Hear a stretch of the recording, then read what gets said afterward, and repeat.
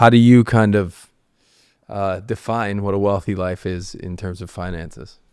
There's this beautiful story of an investment banker who goes down to this Mexican fishing village, and he's walking along the docks and he comes across this fishing boat, and he sees that a fisherman has caught a few fish. And he says to the fisherman, "How long did it take you to catch these fish?" The fisherman replies, "Only a little while." And the banker says, "Why didn't you fish for longer?" And the fisherman says, "Well, I have everything I need. In the morning, I fish for a little while. Then I go home. I have lunch with my wife. Then I take a nap. Then in the evening, I go into town. I drink wine, play music, and laugh with my friends." The banker says, "You got this all wrong. Here's what you need to do. You need to fish for longer so you can catch more fish. Then you use the profits to buy a second boat. Then that boat makes money. You buy a third boat, a fourth boat, a fifth boat, a sixth boat, so on. Eventually, you have an entire fishing boat enterprise. You move to the big city. You can take your company public and you'll make millions." And the fisherman says, "And then what?" And the banker says, "And then what? Then you can retire and move to a small fishing village. You can fish for a little while in the morning, then you can go home, have lunch with your wife, take a nap, and then in the evening you can go into town, play music, drink wine, and laugh with your friends." The fisherman just smiles and walks off into the distance. That story is all about what it means to build a life of having enough. It is traditionally interpreted as being about the banker being wrong and the fisherman being right. I think that it's more nuanced than that. It is about the fact that the two have fundamentally different versions of what it means to have enough. It is perfectly reasonable for the banker's definition of enough to be about building something big, finding value in creating jobs, chasing his ambition to create this big enterprise. But the fisherman is already living his version of his enough life. So for the banker to apply his map of reality to the fisherman's terrain makes no sense. And yet, that is what we do all day when we take out our phones and we compare our lives to other people out there. That is what you were doing. You were taking someone else's map and applying it to your terrain, using it to feel bad about the terrain that you are actually on. We all need to have a clear picture of what our enough life looks like. What does it mean to you to actually have enough in your life? What does that life look like? And it doesn't have to be Spartan. It doesn't have to be bare. It can be a beautiful, rich life. But you need to have a clear image of what it looks like, not a number on a piece of paper, because numbers do the disappearing act. Numbers reappear on the horizon. But the life that you want to build towards, the actual life that you were trying to live, that life where you're able to hang out with your friends, that is what we really need to focus on when it comes to financial wealth. Didn't you reference something in the book where you asked people what would be enough?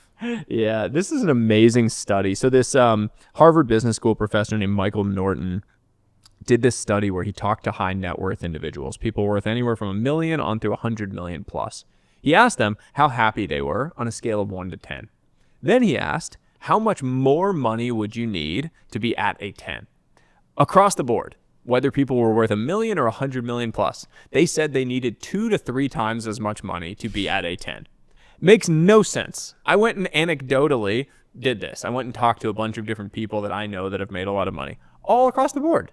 2 to 5 times as much money as they currently have. A guy that has $100 million said he needed 500. A guy that had like $1 billion said he needed 5 billion because the yachts get different, right? It's crazy to think, but numbers do that. Numbers disappear and reappear. The life, the clear picture of what the life looks like, does not so easily disappear and reappear on the horizon.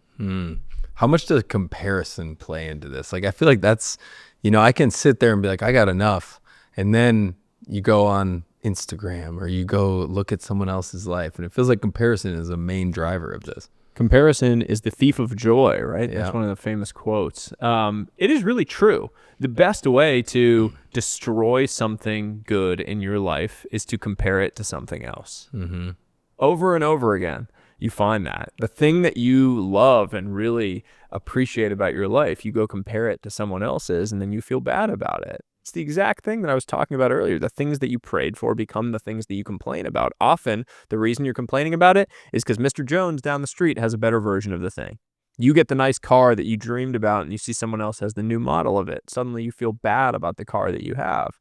We need to pull ourselves away from that game I have gone through a radical process with Instagram in particular where I noticed this was happening to me.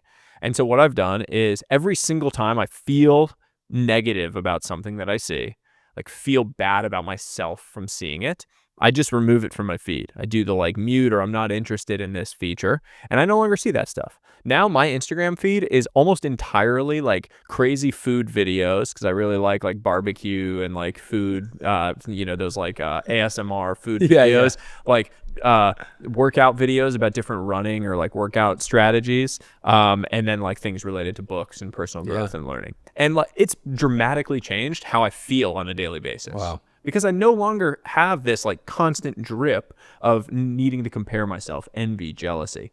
The one other mental shift that I have found really helpful here is every time I feel the like pang of envy or jealousy, I try to default to curiosity.